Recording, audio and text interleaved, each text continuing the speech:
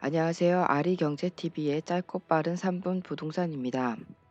오늘 네이버 뉴스 경제의 헤드라인 뉴스를 한번 같이 볼게요. 오늘 헤드라인 뉴스 중에 이 뉴스가 가장 저의 눈에 띄더라고요. 200% 성과급 타결, 영끌 비투의 은행 증가. 10건의 관련된 기사가 올라왔는데요. 그중에 연합뉴스의 기사를 한번 같이 보도록 하겠습니다. 연합뉴스입니다. 영끌, 비투, 승자는 은행, 200% 성과급 줄줄이 타결. 신한, KB 추가 경력금, 위로금도 150만 원, 작년보다 늘어. 상황 낮다고 임금 등 올리면 정치적 압력, 사회적 비난 빌미.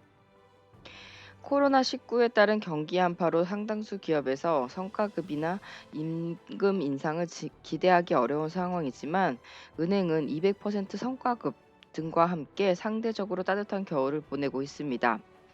올 한 해, 아니죠. 작년 한 해, 2020년 코로나19 그리고 부동산 대책 여러 가지 상황에서 영끌, 영혼까지 끌어모음, 비투, 대출로 투자, 영끌과 비투가 가장 핫한 단어였던 것 같은데요.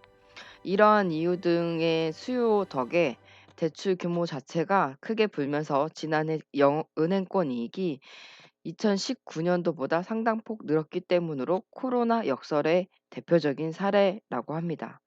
굉장히 씁쓸하고도 안타까운 소식인 것 같아요. 일각에서는 정부의 반강제적 이익 공유 강행 움직임도 논란거리지만 금융권이 스스로 좀 더 주의를 살피지 않고 내부 분배에 몰두하면서 빌미를 주는 것이 아니냐는 지적도 나옵니다. 공동 임차 제도 등 복리도 강화했으며 희망 퇴직금도 증액했다고 합니다. 음,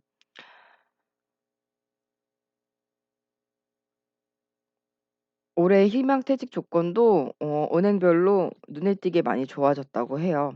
시중은행 한 관계자는 성과급 수준은 전년과 비슷하고 일부 경력금 등이 늘어난 부분은 코로나19 사태에도 위험을 감수하고 창구에서 재택근무 등 없이 고생한 직원들에 대한 위로의 성격이라고 설명했다고 합니다.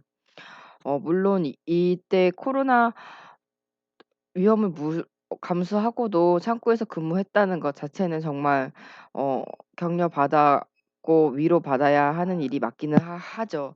하지만 이게 정말 은행뿐만 아니라 많은 곳에서 이런 일들이 있었잖아요. 특히 의료인들 같은 경우는 더 많이 그런 것을 감수했었고 대중교통 수단을 운전하시는 분들도 그렇고 많은 분들이 이런 일이 이렇게 위험을 감수했었는데 그분들도 이렇게 좀 위로, 격려 이런 것도 같이 함께 받았으면 좋겠다라는 생각이 좀 드네요.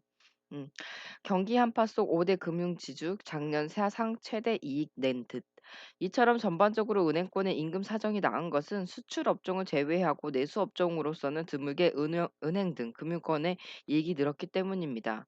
소상공인이나 여행사 그리고 지금 항공사나 이런 곳은 굉장히 많이 힘들죠. 그런데 영끌, 비투 경기 악화 속에서도 금융업이 오히려 성장한 것은 무엇보다도 생활고와 경영난에 따른 자금 수요와 부동산, 주식 투자 수요 등이 겹쳐서 지난해 가계와 기업의 대출이 크게 늘었기 때문이라고 합니다.